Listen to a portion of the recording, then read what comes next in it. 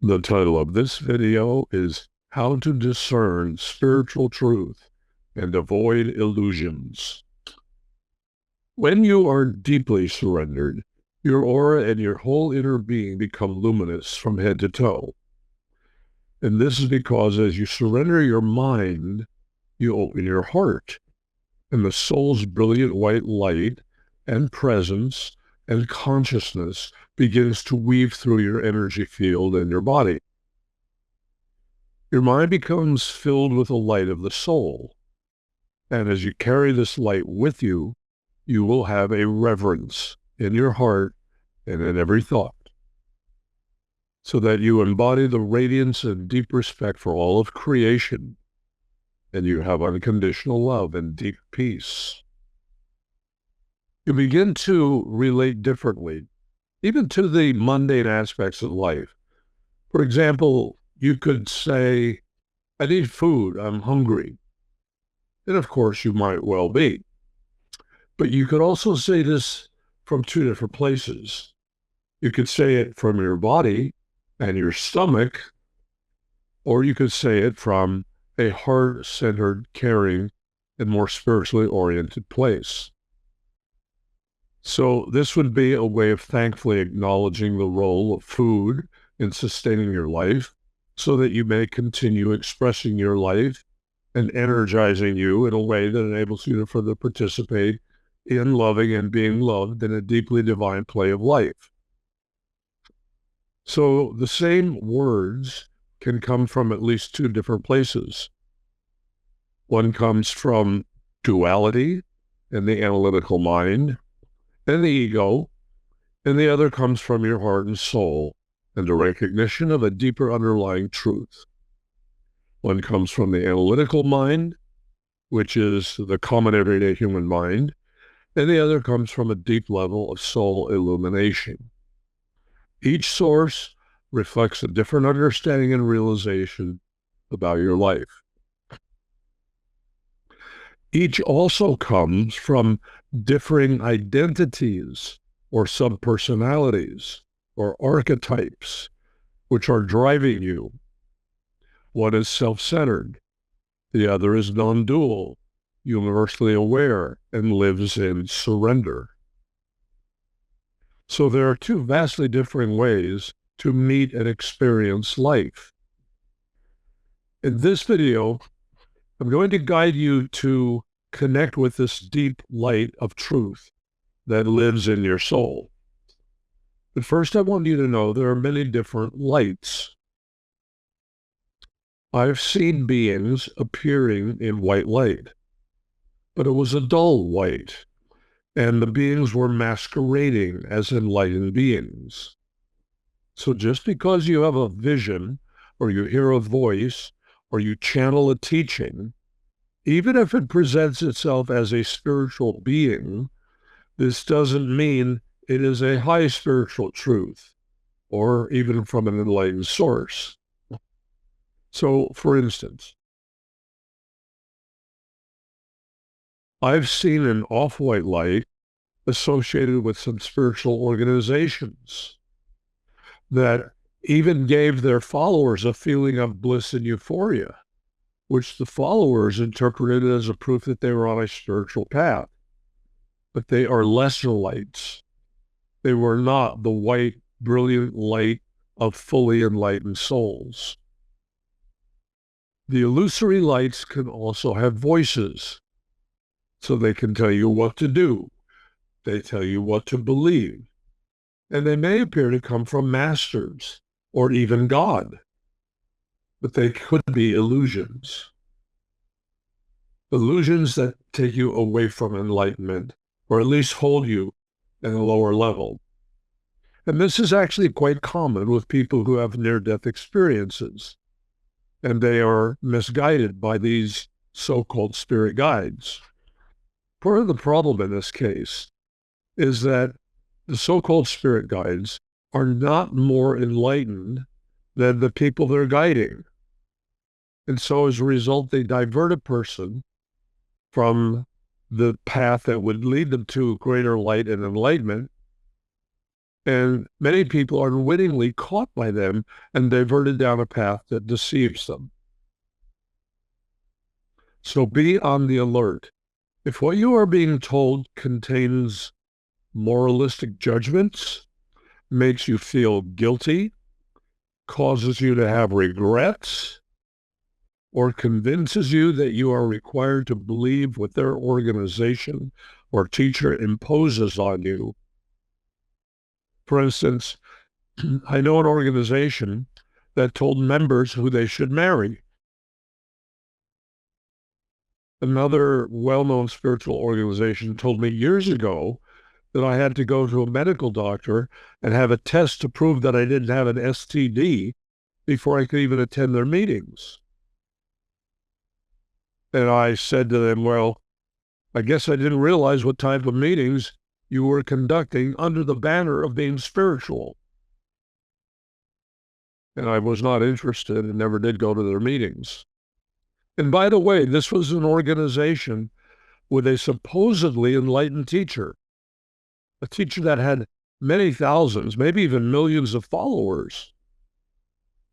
A teacher of light and truth will only convey information that is fully love-based, unconditional, non-judgmental, and not do anything to violate a person's trust, ethics, or free will.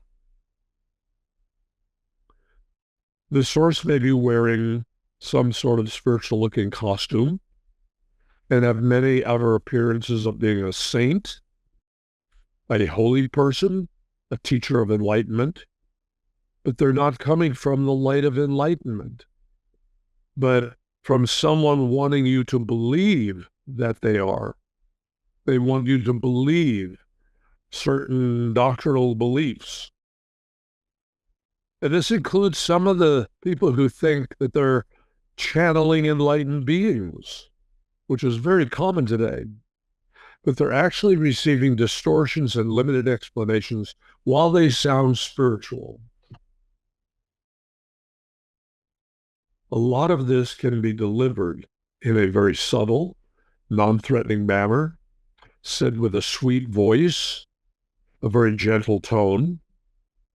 But if you hear something that is not simple, respectful, deeply loving and caring, and non-controlling, but doesn't quite sound right to you, it probably isn't.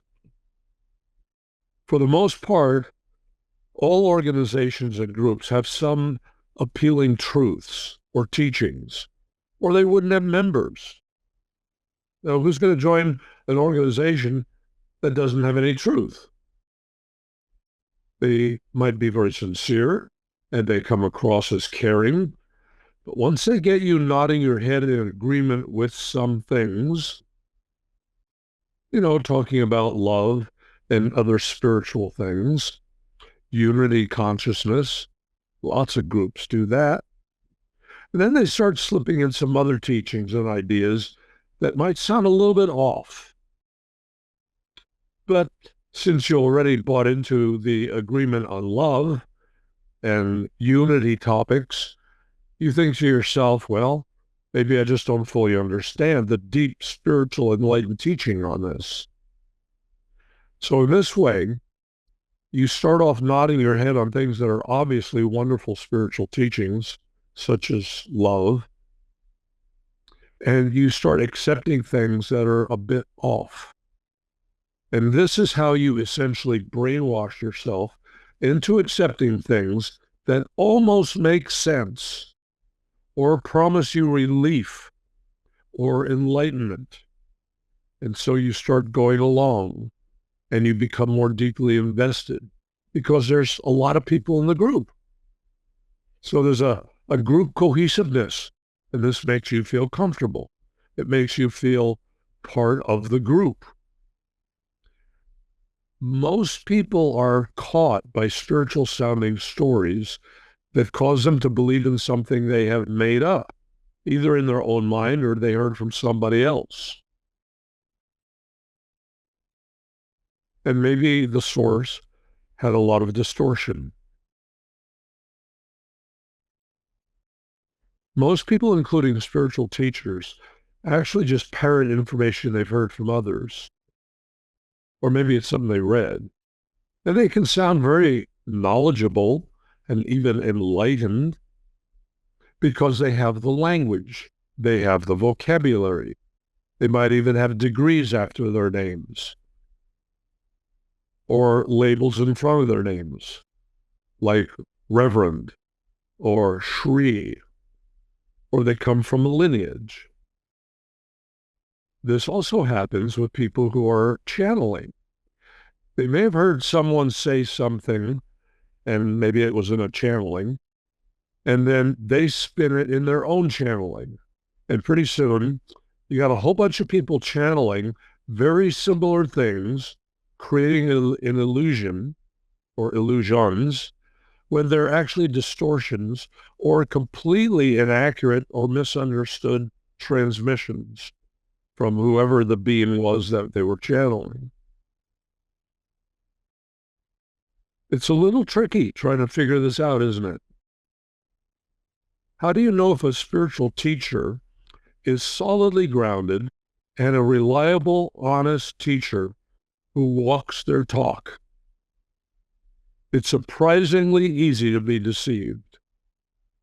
So you've got to maintain your sovereignty, live from your heart, be in integrity, hold your morality, hold your free will. When you give up these things, you become programmed to the control of the teacher or the organization.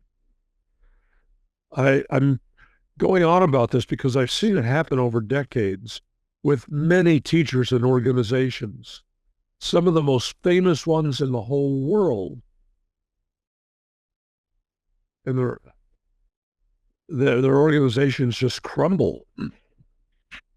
And then they're actually shown to be frauds and not in integrity at all. So I'm just suggesting, trust your heart. Don't give up your integrity or grounded beliefs.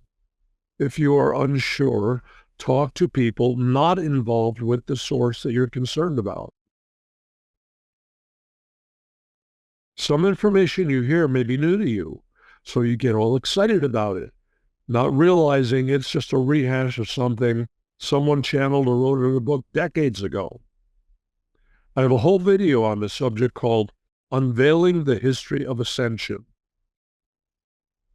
Much of what people think are new revelations are what people have been channeling a long time ago, and a lot of promises were made that never happened. I understand having hope for some global frequency shift to create a magical transformation. We would all want that to happen. It's a wonderful idea, and maybe it will happen. We're certainly living in a time of great changes, but the basics for your spiritual evolution have not changed. The story goes like this. A rising tide lifts all boats. Well, what they're implying is that the Earth is evolving, the Earth is moving into a higher frequency dimensional reality, and therefore everybody on Earth is automatically going to rise as well. But if you're not working to change your consciousness level, you may have a support with the energies changing, but it's not going to automatically enlighten you. It just doesn't work that way. You're too heavily invested in your beliefs over many lifetimes. So you need to proactively participate in very basic, tried and true methods that bring positive results.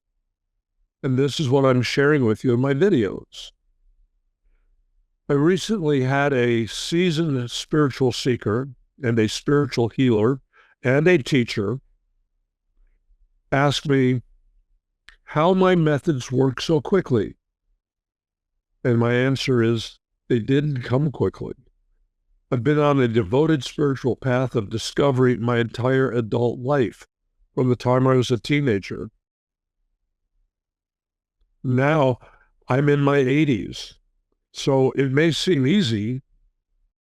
I may seem to have a lot of insights, but it comes from a lot of experiences.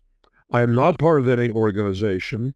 I'm not pushing a membership in anything or a subscription to anything other than your liberation from what has not produced the results you've been searching for. Like the person I know who's been teaching spiritual practices for over 50 years, that by her own admission is far from being enlightened, and she's not deviated from those practices, despite my suggesting she try some other approach. And I talked to her adult son about it, and he said he's been trying to get her to explore some other approaches. This teacher's response was that she was taught the method she was taught by a world-famous spiritual teacher and through an entire lineage. So therefore, she won't even try anything else. So you can readily see how this can lock you into your destiny and fate to a track that goes nowhere, but maybe in circles. So you need to apply yourself proactively to your spiritual evolution. And if you want to know what I mean by that, just watch my videos. At this point in my life, I have led hundreds of retreats, hundreds of classes, hundreds of workshops. I've done more than 60,000 private sessions with people. And I have discovered what produces the fastest results for the majority of people. And in many cases, it's not what you are conventionally taught by the most well-known organizations or teachers. I am for whatever works to free you from struggling, pain, suffering, confusion, and discouragement. If you find something and it works, do it. But don't stop looking into other things that can take you further down the way. All of the methods that will work come down to ways of helping you to let go and dissolve the underlying causes, which are always rooted and usually are in unconscious and subconscious beliefs. Everything comes down to beliefs. What do you believe? And not consciously. I mean, that's important too. But what do you believe at an unconscious level, at a subconscious level? Here's what you will notice. You will find that truly enlightened people are in agreement on what they say and believe. Furthermore, the higher levels of enlightenment are not likely to be associated with traditional or conventional religious movements or teachings, because all religions are a tapestry woven of myths, mythologies. Myths are, as I've said before, composed of arbitrary judgments, stories, and perceptions. And according to Webster's dictionary, a myth is any invented story or idea or an unproved belief accepted uncritically and used to justify an action. It's like every word of that definition is really important, because I've seen people get caught by almost every aspect of that. The ideologies and spiritual teachings on this planet are like a tangled web that are so easy to get trapped in, because you want so much to believe what you hear, especially from somebody that purports to be a spiritual teacher. Well, here's 3 steps you can do when you hear something. First of all, connect with your soul. Go into your heart. Relax. Put a hand over the center of your chest. Take a few deep breaths. Connect with your heart space. Maybe repeat a mantra or a sacred name, or maybe just the word love, or something like Ama or Baba, or some people just use the word Ah as a mantra. Or you might have a favorite mantra like Om Namah Shivaya. And do that for just a few minutes to help you make a good internal spiritual connection. And if you are unsure of what I mean, I have a video on mantras. It's titled Unlock Secret Prayer and Mantra Power. Take a few minutes, make your connections, feel a spiritual connection and a spiritual presence. Fill yourself with the pure golden light that can come from the soul. And you simply do that with your intentions. And they work whether you actually see the golden light or not. Gold is the highest vibration of light, and your soul is well capable of bringing it in. So you just ask for it. I now fill myself with golden light. I fill my aura with golden light. And the wonderful thing about golden light is anything that is not true will either be revealed or dissolved. Secondly, take a thought or a belief that you're wondering about. Hold it in your heart and ask yourself if it rings true in your heart. Does it feel true? Put the teacher or teaching in the golden light and observe what happens to the thought or to the teacher. In other words, you use your imagination and you imagine a space in front of you filled with golden light, and you project the teacher and the words from the teacher in the golden light and watch what happens. If it becomes clearer or it expands, you're on the right track. If the teacher or the thought becomes smaller, harder, darker, or dissolves, know the thought or belief is a distortion or an illusion.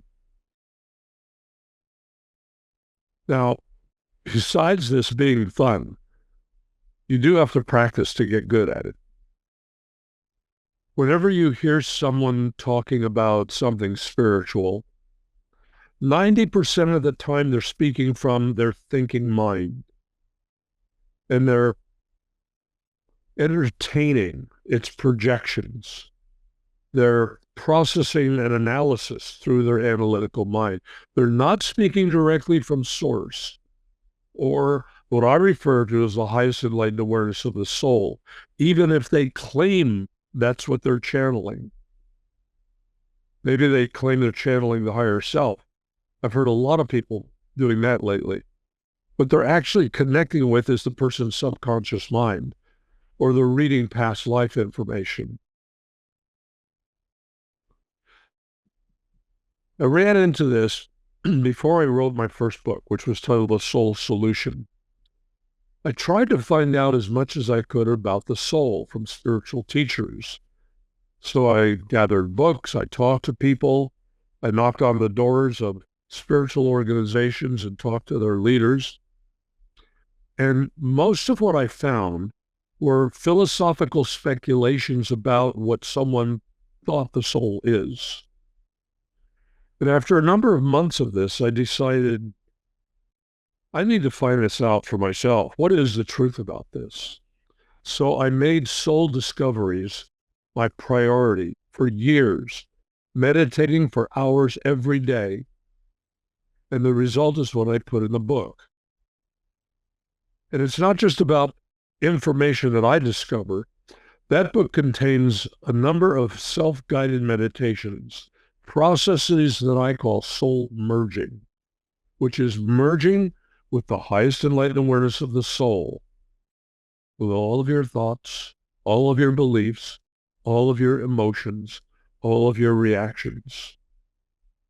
So my Soul Solution book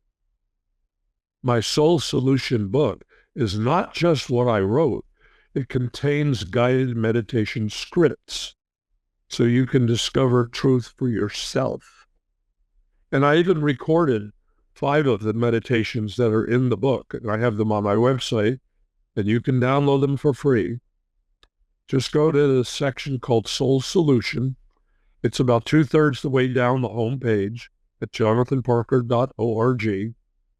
And that will take you to another page. And near the top of that page you'll see a link. And you'll click on that link. It'll take you to the page where the meditations are, and you have to fill out a code to get the meditations. The code is the word, one word, soul-filled heart. And the first letter of each word is capitalized, the S, the F, and the H. You're going to find there are 5 meditations from the book, plus one other meditation, and you can download them. If you have trouble finding it, just send me an email using the contact form on my website, and I'll help you find it. The effect of soul merging is the dissolution of the ego personality. The point being, the soul actually will replace the ego personality. And the ego personality includes merging the soul into all of the causes of all negative reactions and circumstances. So you take anything that you hear, listen to the words, project what is said into golden light, or surround it with golden light, see what happens. And you can do that with people. You can do it with entire organizations, spiritual organizations. Shine golden light on them, see what happens. I've done this with quite a number of spiritual teachers, and sometimes I found that they contracted, or they struggled, or they fought with their mind because they were caught in beliefs that were distortions and low-level illusions. And those low-level illusions did not hold up in the light of the highest enlightened awareness of the soul. I want you to be empowered. I'm trying to give you tools that you can use to help you evolve spiritually to the highest level possible. And I certainly don't want to see you deceived by anyone. And there's an awful lot of that going on today.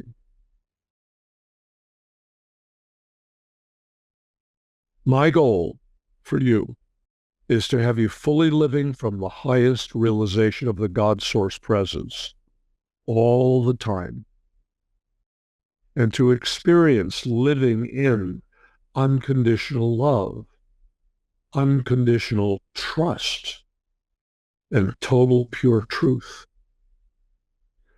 Now think about this. What would happen to your life if your complete orientation to life were completely absorbed in love and light, so that all of your daily choices and decisions came from a place of connection with your soul and the divine presence, so that what you think, what you eat, what you say, how you say it, where you're coming from with your words, how you love, how you walk, what you do, the choices you make, what you do in business, and everything else you do, how you are in your relationships. You want them all to come from the inner guidance of the highest enlightened awareness of the soul. What if your connection were so deep there were no differences between you, your everyday life, and your enlightened soul and God presence? So it's not just something you do in meditation, but everyday life, all the time. How would your life be different? Well, I'll tell you at least 5 ways. First, you would be unconditionally loving all the time. This would mean you have evolved to the level of loving the unlovable. Now ponder what this means. Nearly everyone has had people in their life or some way they've encountered that these people seem to be unlovable. But that's just the outer wrapper of the ego covering the person's soul. And they won't be that way forever. Everyone is evolving. Some are just further along than others. And everyone has the same core soul composition, and that's made of love and light. So think deeply on this. Can you love the unlovable? Getting to that point affects your spiritual evolution. Secondly, you would know, understand, realize, and live in the highest absolute truth, totally congruent, in integrity and honesty in your heart and soul. And that would come across to other people. You would never intentionally harm anyone or try to deceive them or outright lie to them. When I was starting on my spiritual journey many years ago, decades ago, I studied the Huna religion, Huna, which is a Polynesian religion, and it goes back a very long time, many thousands of years. And they had one rule, one commandment, to harm no one intentionally. You could see how that could cover mostly all of the other laws or commandments that the other religions have. And so that's the second way you'll know if you're on a spiritual path. The third is the negative ego would begin to disappear. Eventually, it would completely disappear. You'll have to know what the ego is composed of to understand what it is and to understand the profound significance of this statement. All suffering, all struggling, all fighting, all judging, all blaming, all criticizing, all negative emotions are rooted in and derived from the ego personality. As you evolve spiritually, all of this diminishes until one day you realize it's all gone. Fourth, your mind would be completely quiet 24/7. That's right. No thoughts. Complete, total peacefulness. Quiet. Therefore, there's no judgments, no criticism, no blame. And you wouldn't have a negative emotion either, because all negative emotions are rooted in beliefs. And you would not have any negative beliefs because there are no thoughts and no voices.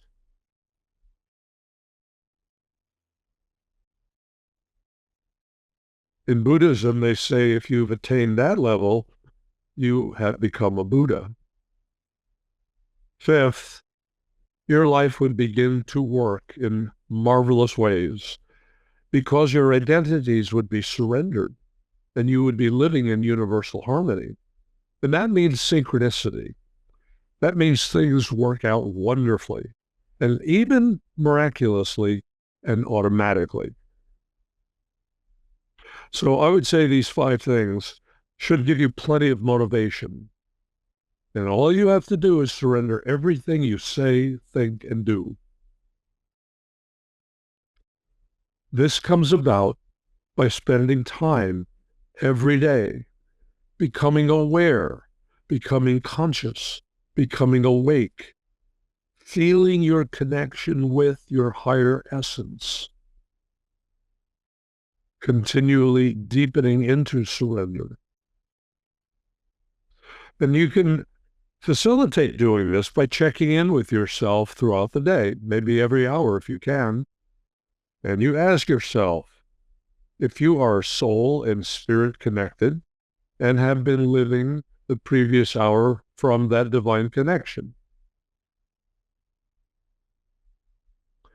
If you don't do this, you'll find yourself operating the day through your ego personality and the analytical mind. So you either operate through an analytical ego personality controlled by the mind, or the soul, or divine presence, or the I am. Sometimes, even with your best intentions, things don't go the way you would like or that you've chosen. So this will come in cycles. Sometimes you have challenges. But when you're operating from your soul and your God presence, you accept where you are in that moment because you know that every circumstance is leading you to furthering your evolution. So maybe the circumstances that you're in right now are pushing you to seek a deeper truth, a way to find freedom. Before you can enter deeper states of connection with the soul and divine presence, you may find that you go through periods of restriction, which drives you to seek deeper into surrender and to deepen into trust. So there are times when you may not have a lot of abundance or a lot of love or a lot of empowerment or ease in your life. And this is just where you are in that moment. It's not forever. And as you surrender and clear the causes, you'll move into a place of love and light and where your life runs automatically in a positive way. So you'll move deeper into your heart and soul. You'll feel a deeper connection with God and have higher levels of God realization. These kinds of circumstances that challenge you can motivate you to find answers and to find solutions and then dissolve whatever is blocking you and causing you to suffer. Then there are other times when you feel a flow. You feel inspired. You feel very loving. You experience more beauty, lots of abundance, and you're also surrendered to that. You accept that state, which then takes you to a new place, to ever unfolding greater happiness, fulfillment, and fun. You may well find yourself saying, I don't want to be in pain. I don't want to have lack anymore. I'm tired of the suffering and the limitations in money or love, or maybe your health. Of course you don't. Nobody does. But that may be the very thing that motivates you to seek a higher way. If you successfully surrender yourself where you are, you will then automatically move to a higher evolutionary level. And on it goes. Maybe that never does end. You can meet life with surrender or resistance. Those are your two basic choices. And each has a reward. It is simple, but not necessarily easy. Success takes dedication and relentlessness. You either operate through the mind or the soul. So life comes down to surrender or resistance. At every moment of the day, you're making a choice, consciously or unconsciously. At some point, just about everybody thinks, is this going to go on forever? Evolving and breaking free from the ego seems like a nearly impossible task, like the impossible dream. But I can assure you that each step along the way lightens the load. The ego and all of its components are composed of a finite quantity of energy thought forms. And you've been carrying them from one lifetime to another. They're laid down in layers over time, over lifetimes. And due to their emotional content, they have a heaviness, a density about them. And they also convince you they are you. They incorporate into your personality and into your emotional reactions and they become part of your beliefs. They convince you they are you. So you identify with them and you get tricked into believing they are you. They are not you. They're projections from the analytical mind. Maybe they're projections that other people projected on you of who or what they think you are. And they form layers around the soul. They kind of overlay the soul in a sense, so that what you typically feel and see and react to are these layers, and you forget you are a soul. And so you continue reacting and getting triggered. And as you do, you actually energize and reinforce through repetition the identity that you are not. The false persona or projection or the mask or the identity. They are not you, but they think they are you, and you think they are you. So for years, every time I caught myself reacting or thinking something through one of these ego filters, usually having an emotional reaction, I would stop and I would say to myself, wait a minute, I will not own this, and I will not let it own me. I must have said that thousands of times every time I reacted. And I would say, I surrender and release all need for this thought and reaction.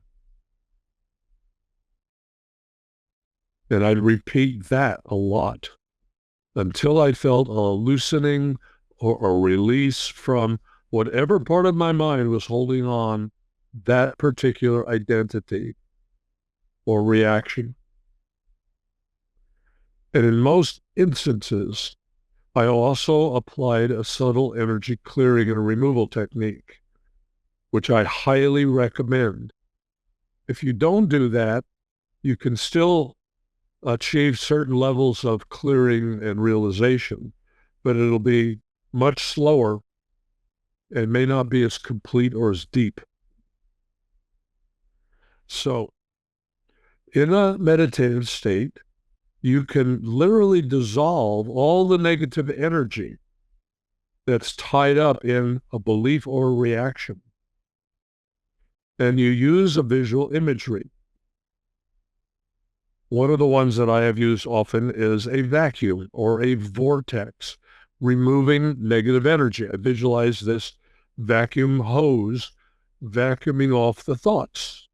That's how I got to the point where my mind was completely quiet all the time. I just kept vacuuming out every thought that came into my head until there weren't any more. When you keep doing this over and over for weeks and months and even years, the energy that's bound up and held in the ego identity becomes less and less and less. And so your reactions diminish. They diminish in intensity and in frequency and in amplitude. So they don't come up as often, or if they do, they don't last as long, or they are not as intense.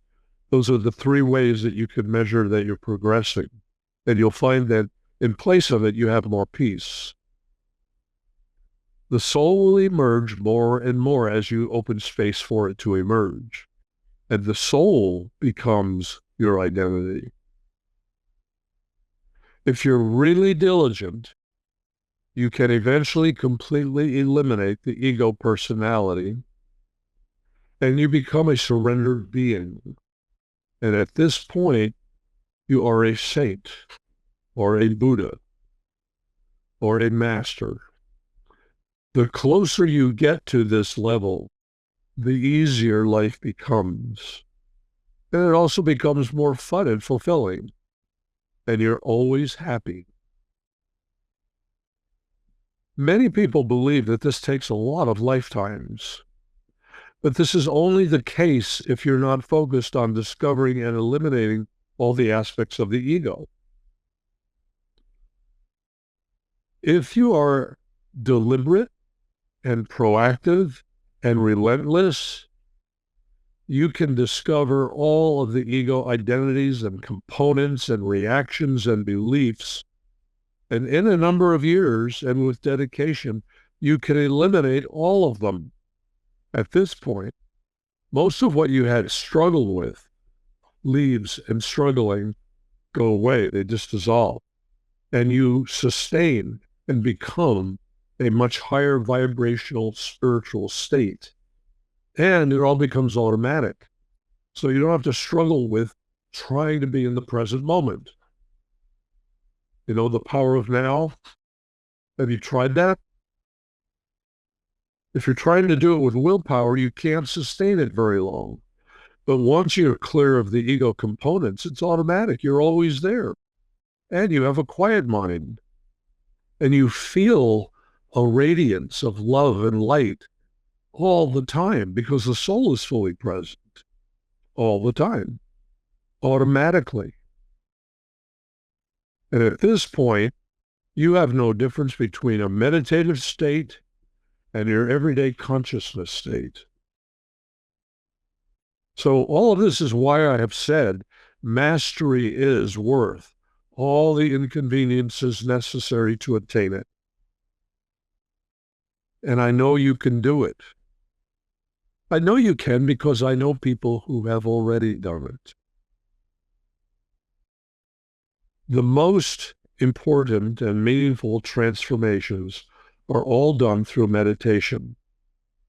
So I'm going to pause my discussion here, and I'm going to record a guided meditation to follow this discussion. And the meditation is titled Meditation for Deep Healing, Heart Opening, and Inner Peace. So when you have time, I will join you there. I'm Jonathan Parker.